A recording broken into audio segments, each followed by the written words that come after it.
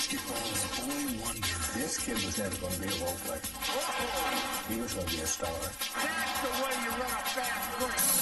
Youngest ever to play in the NBA. What would you do if you're a father and your kid comes up to you and says, I can go to college for 4 years, I can go make $3 or $4 million this next year? Now a boy in a man's world. Guys go to strip clubs. What do you go to strip club for? For what? Here to play basketball, man. A loner who kept his private life secret. He enjoys his privacy, and his privacy vanishes as soon as he steps out of his room. The high school kid from Italy who tried to take on the entire league all by himself. There were times when I just would shake my head. You know, this kid needs to calm his game down. He needs to learn how to use everybody else. I don't think it's a selfishness. I think it's just he just feels like he's invincible out there on the court and he can't be stopped. He has so much ability that he feels like nobody can stop him and he can do anything. Come on, put on the shot. You got everybody in here going crazy. Finally, they brought in a guy who knew how to win. He took shots with guys hanging on him with teammates wide open. So I had to question his vision. Does he see? Did he know these guys were open? And the boy wonder began to grow up.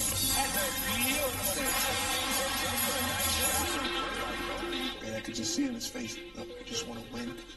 I just want to win. He might be the best total player in the game. This is Kobe Bryant. Beyond the glory.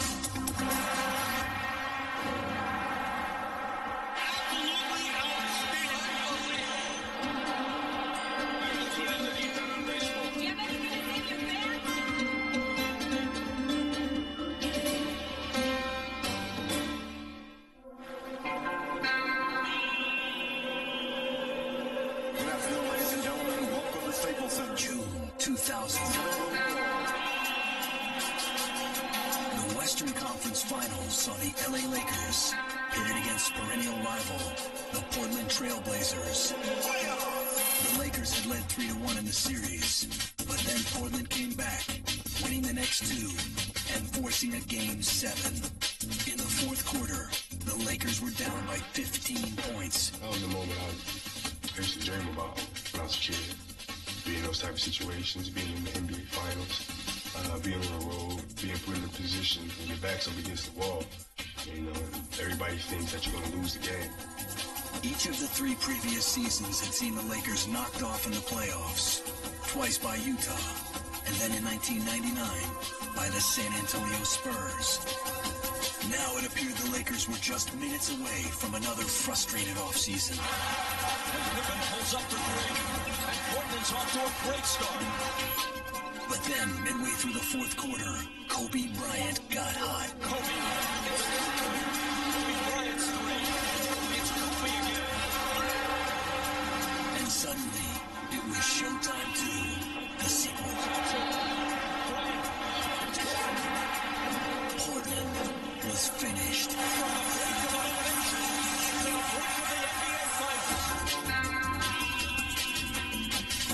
And 6 games later, so were the Indiana Pacers.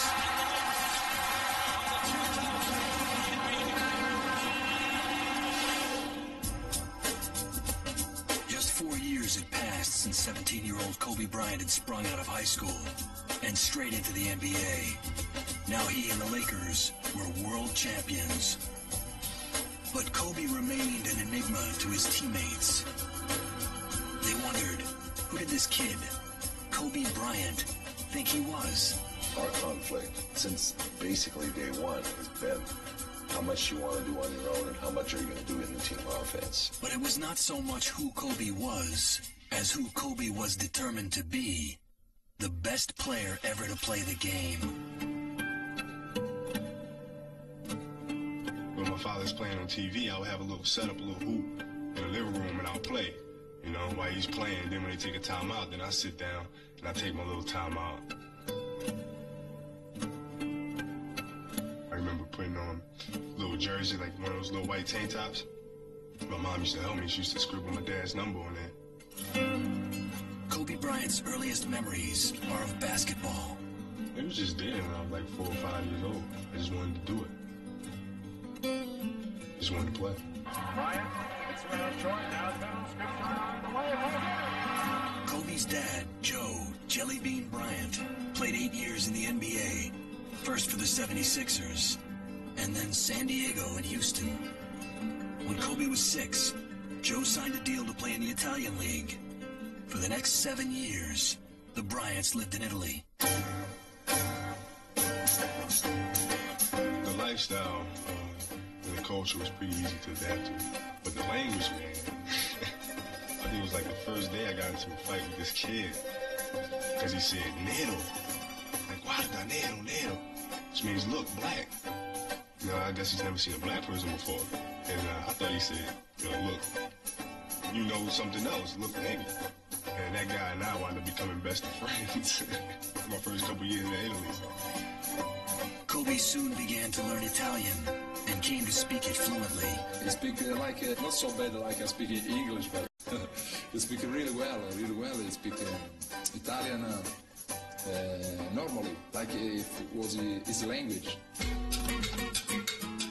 When Kobe was 7, he got his first leather basketball. It became his constant companion.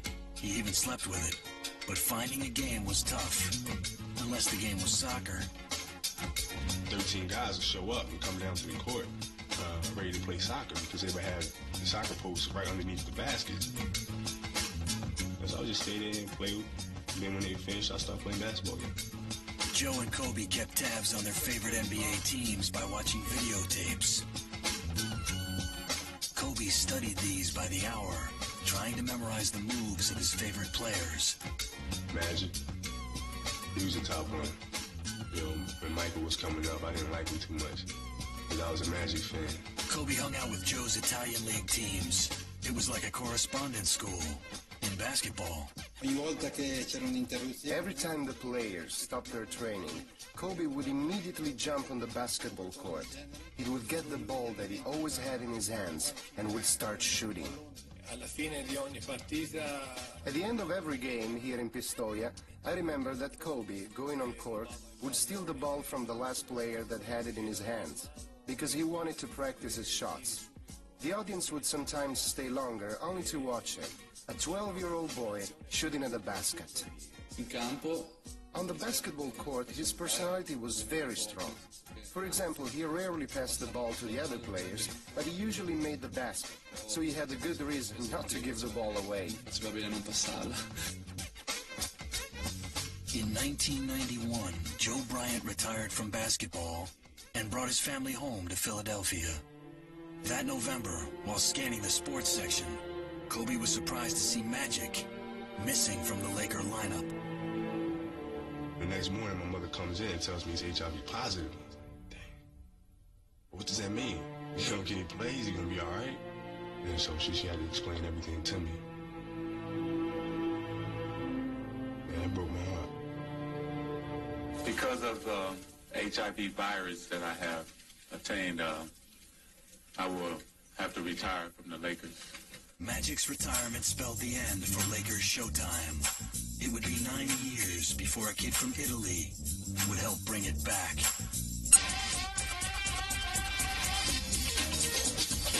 In 1991, Joe Bryant brought his family back from Italy to live in Philadelphia, where he'd once played with the Sixers.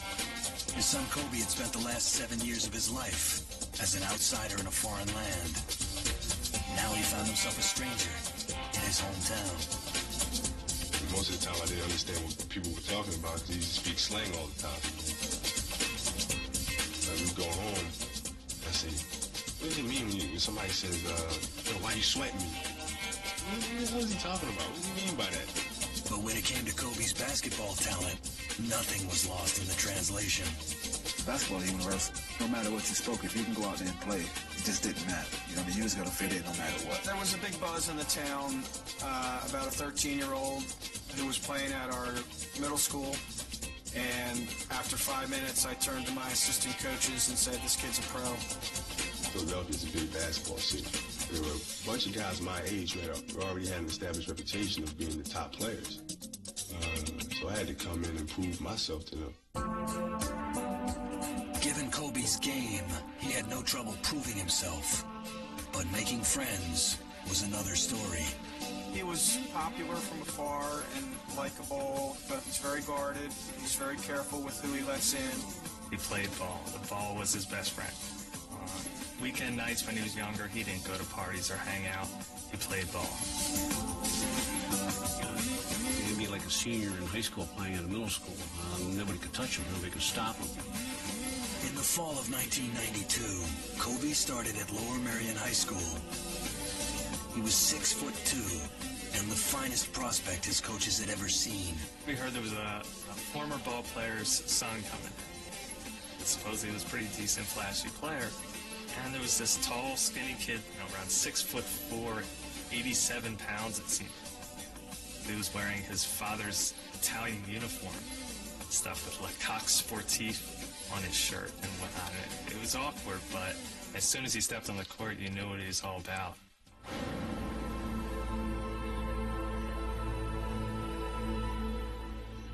One thing that made it almost easy to coach Kobe, and I think maybe instantaneously gain the respect of his teammates, was his work ethic.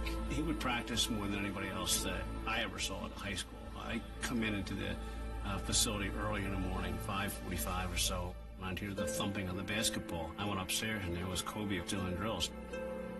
I would stay late after practice and I would work on a particular aspect of my game. Then we go out into the game, I would see it paying off. And that was the most important thing to me. Because you can spend hours working on the game, but if you don't have the confidence and those skills to execute them during the game, then they mean nothing. Lower Merion High's basketball team had been nothing to shout about for half a century. But now, with a new kid from Italy, the team started to draw. It started off, we were playing in front of maybe 100 people, our parents, maybe a few of our friends and this and that. And as he got older and as we got better, the crowd started to fill up. We went from having 200 or 300 people at a boys basketball game to having 1,500, and it became fever pitch. We won 20 games when he was a sophomore. You would look at Kobe as an opposing coach when he was in 10th grade and say, oh my God, I've got to deal with this for 2 more years. In Kobe's junior year, Lower Merion went to the state tournament but lost in the second round. The loss left Kobe devastated, but determined. One thing I'll never forget Kobe saying was, I'm not allowing this to happen again. So it's almost comical to hear him say this. So we were kind of just like, Kobe, relax, it's not your fault, all that. But he took it personally and said that he'd win the title the next year. The next year, Kobe kept his promise. Lower Merion went all the way, winning the Pennsylvania State Championship for the first time in 53 years. Kobe was named All-American High School Player of the Year. That spring, Kobe, by now a celebrity himself, escorted the pop singer Brandy to his high school prom. Well, I just bumped into her. I didn't have a date for the prom. I just asked her to go.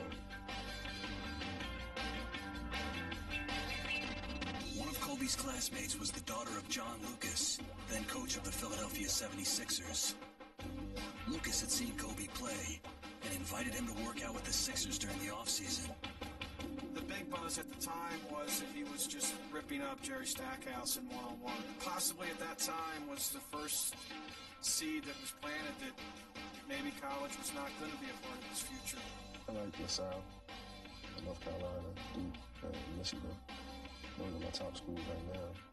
I'm considering the NBA.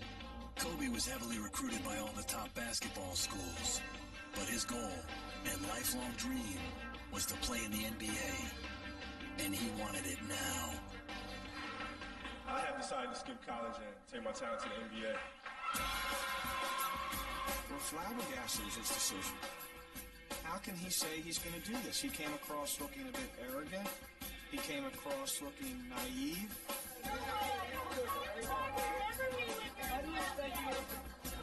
But Kobe had his own agenda, and he didn't care what anybody thought. He was getting smeared all over this town, and so was Joe. So it was a difficult time, but Kobe had a dream. What would you do if you're a father and your kid comes up to you and says, I can go to college for 4 years, I can go make $3 or $4 million this next year? Did you say to him that he has to get a college education at some point in his life? Oh, that's part of the deal. I mean, that's automatic. He had all the attributes where he could have gone to college and would have survived very well in college and done well in the college game and had plenty of time to come to the NBA and play. But he was anxious to be here where the game was the best. When people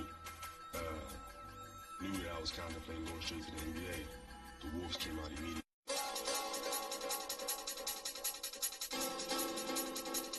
I have decided to skip college and take my talent to the NBA.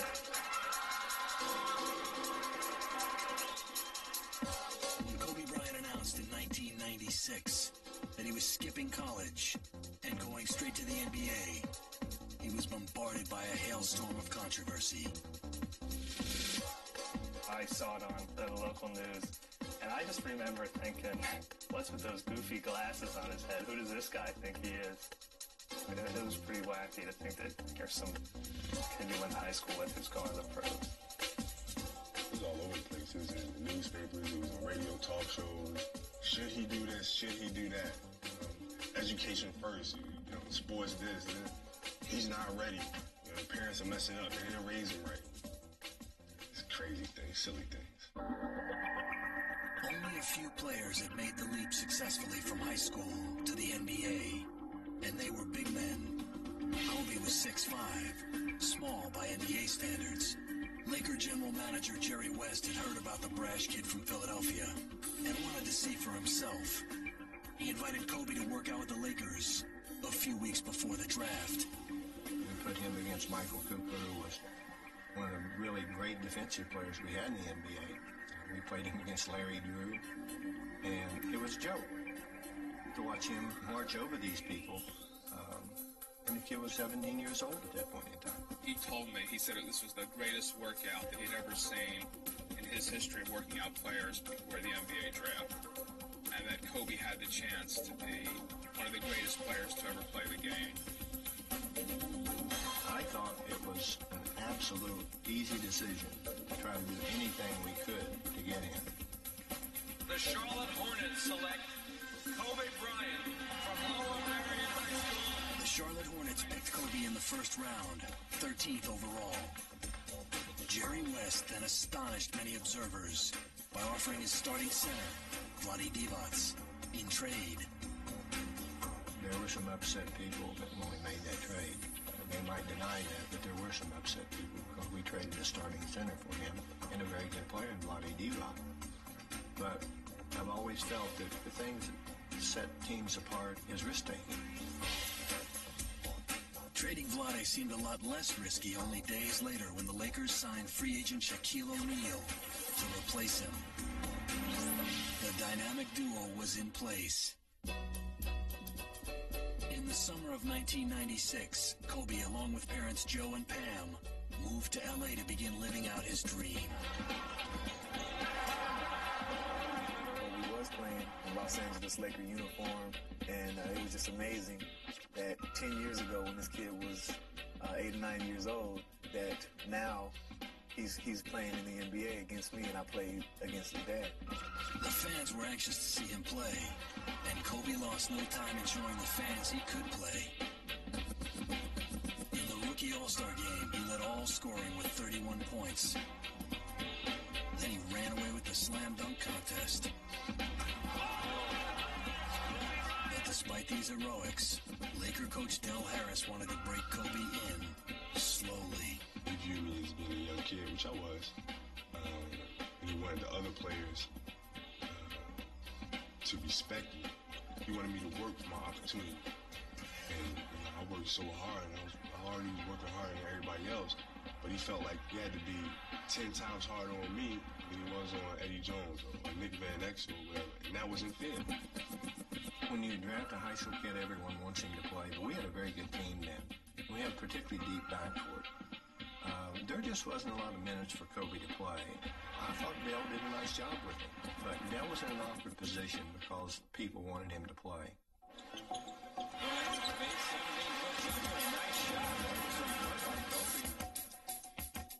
his life as an outsider, first as an American in Italy, then as an Italian in an American city. Now his age set him apart from his teammates. When Kobe came in, he was 17 years old. So here you have somebody that's making the jump from high school to the NBA. Not only that, but he's surrounded by grown men from 21 up to, almost 40 years old. After the game, if a guy wants to get together and go out, have a drink or something like that, Kobe can't participate. I don't want to go on the ball for. I don't drink. I'm underage anyway. I don't go down there for. Guys go to strip clubs. What do I go to strip club for? For what? You can't play basketball, man. You didn't do that type of stuff. But there was more than just an age gap separating Kobe from his teammates. The Lakers had a problem with his tendency to shoot the ball almost every time he touched it.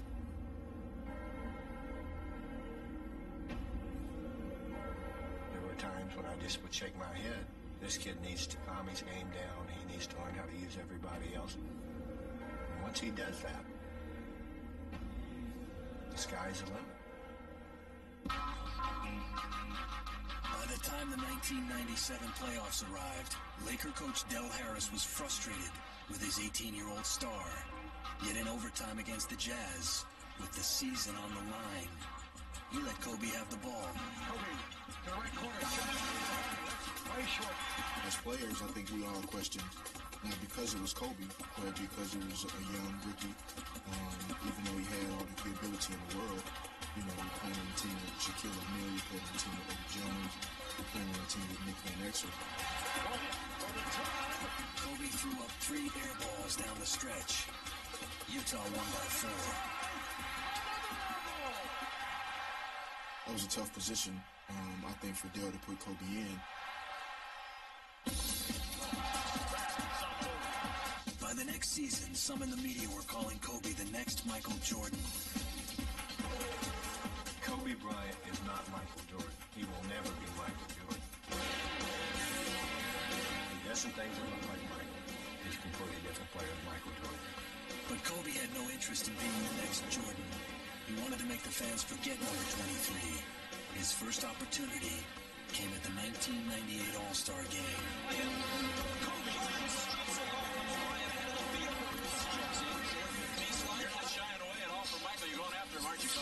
I'm just having fun. I'm having a good time.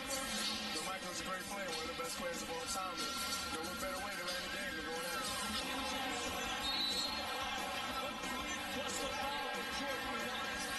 Kobe went at him, but that night, Michael was the best.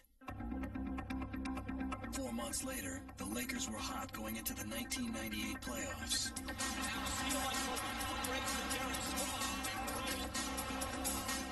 But then the Jazz beat them in 4 straight. 96-92. The sweep is complete.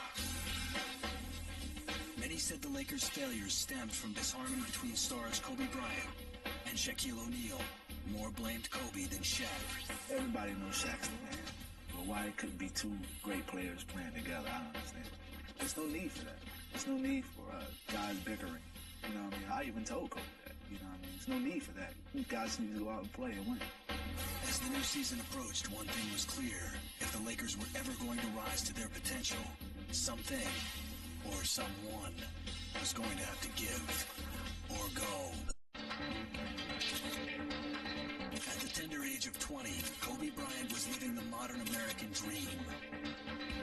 He had a $71 million contract with the NBA's marquee team in the nation's most glamorous city. He was wildly popular with the fans, especially the young ones. Kobe's talent and star quality were obvious, but to his coaching staff and teammates, he was a headstrong loner whose showboating style hurt the team and cost them key victories. That's the part that, probably a lot of us question and a lot of people on the outside of our organization question is, what exactly are your motives in thinking that way? Is it just because you feel like you're that good, or are there for some other personal reasons that do not involve what's best for this basketball team? Kobe changed alone in a cubicle off the locker room and rarely spoke to his teammates off the court. He described the worm, Dennis Rodman, as the perfect teammate because the two had never spoken off the court. There's no question that he's not really interested in the quote-unquote personal part or the co-worker part of being in the NBA. I think Kobe growing up in a different era and growing up, overseas in Italy, he has chosen to be a loner because if he looked around, there's not another Kobe Bryant. The fact that we don't go out and hang out in clubs or go out to movies together, I think it's simply because he enjoys his privacy, and his privacy vanishes as soon as he steps out of his room. In the spring of 2000, Kobe met Vanessa Lane on a music video soundstage. I met her, and like, hey, what's your name? Vanessa. And that was it. She had like a little sparkle in her eye and everything, and that was it for me. The relationship left him with even less time for his teammates. Magic had a comment that I had to hang out with the team, and go to clubs and go to bars, and I know that to build team camaraderie for us to win. And I respect Magic so much, but to me, that was just an off-the-wall statement. You know what I mean? Because, how is that going to make us win a championship? For me to go out to a club and hang with the guys and do this, that, and the other. There are other ways we can go about doing this. Kobe kept his distance from the other Lakers, and although neither man would admit it, he was stuck in an ugly rivalry with the other star of the team, Shaquille O'Neal. They're like, worrying about whose team it is, who has the most commercials and all of these other things.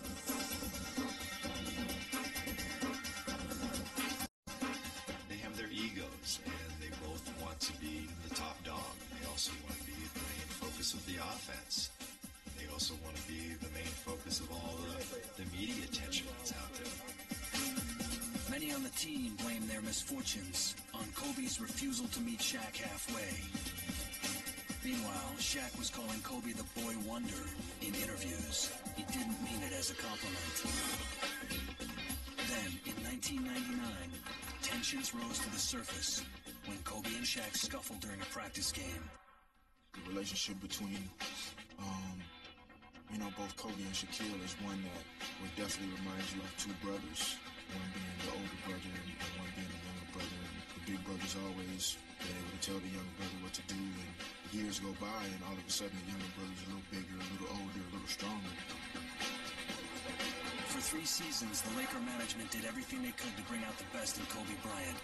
They traded Eddie Jones and Nick Van Exel, giving Kobe more time on the floor. They replaced Del Harris with Kurt Rambis and gave Kobe the league maximum $71 million contract. Then, in the 1999 playoffs, the Lakers lost again, swept this time by the less talented San Antonio Spurs. Laker owner Jerry Buss, who had always avoided paying big money for coaching talent, bit the bullet and coughed up $30 million to bring Phil Jackson to L.A. The former Bulls coach had 6 championship rings and a talent for handling headstrong stars. Phil's a terrific communicator. He's an excellent manager in terms of dealing with players, dealing with a team. But before Phil had a chance to work out a truce, Kobe and Shaq made their own attempt at reconciliation. The occasion was Kobe's 21st birthday at an LA restaurant. Shaq surprised everyone by showing up.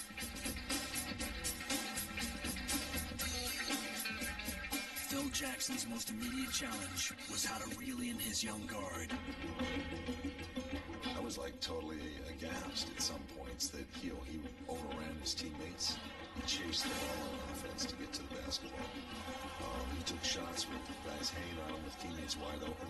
Phil worked to convince Kobe that the team's best route to winning was through Shaq. That it was all right to pass the ball because he'd get it back. This message was not new. Kobe had heard it countless times from Jerry West, Magic Johnson, Del Harris, and Kurt Rambis. But it took Phil Jackson to finally get through to him. The reason why I had genuine respect for Phil, I could tell right off the bat that he was serious about the game. And that he loved the game. I think that Phil Jackson has been great for Kobe Bryant. He's stern, but yet he'll give him a little bit of rope. But when he makes mistakes that are costly and makes mistakes that are where he's trying to do too much, Phil will remind him, and he'll also take him out of the game. The team just really came together. It was just a culmination of so many different things, and it was exciting. Phil coming in and all of the ingredients that he brought to institute tremendous team play. Once they figured it out, everything fell into place.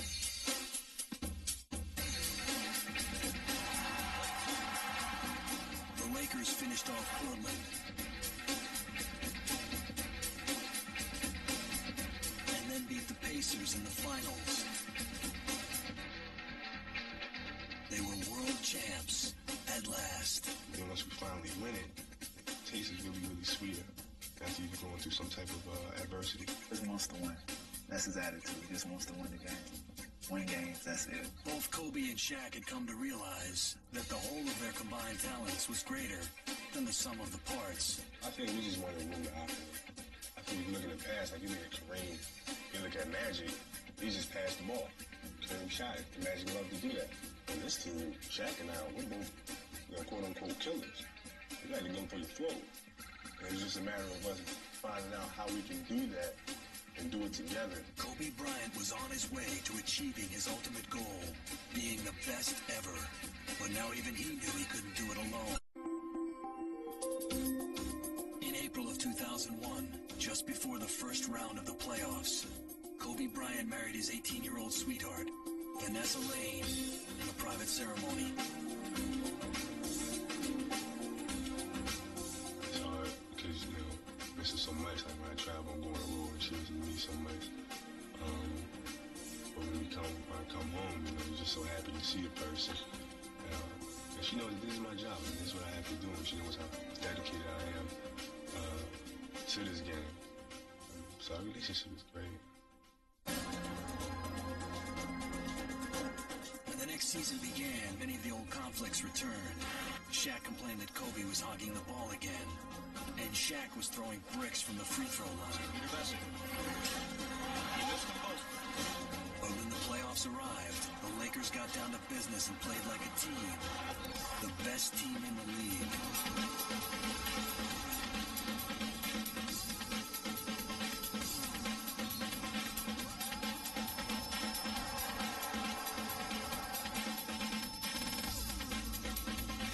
They swept into the finals and then blew away Allen Iverson and the Sixers to defend their title.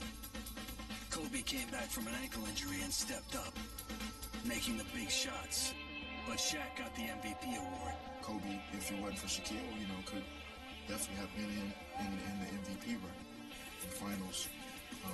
I think proved that, he'll go down in history as one of the top 2, 3, 4, 5 players to ever play this game. For the Los Angeles Lakers. Then, in February 2002, the prodigal son returned home to Philadelphia for the NBA All-Star Game. They weren't glad to see him. Kobe scored 31 points, was named MVP, but it was a painful reminder that to the Philly fans, Kobe was no hometown hero. He had left too quickly and too often. In their eyes, he would always be a stranger, but maybe Kobe the loner liked it that way. It had taken Kobe Bryant 4 years to mature to the level where he could help the Lakers win the NBA championship. Some thought those 4 years might have been better spent in college, away from the NBA spotlight. Kobe transgressed one of the things I think that's really a mistake. College is our farm system, basically, in the NBA. And I think that it's important that players go to that process, learn how to succeed in a peer group setting that's mostly their own age group. But if Kobe's was the road less taken, there's no doubt it got him to where he had always wanted to go. The saying that people say the guy couldn't chew bubblegum and walk at the same time. He was like that early on, man. He worked his butt off, man. Get to the point where he is now, it's incredible. At the age of 23, he was already a 5-year NBA veteran. He helped lead his team to 2 world championships and was heading for a 3rd. Still, Kobe Bryant remained a work in progress. No one among us expected that he would become the #1 American basketball player.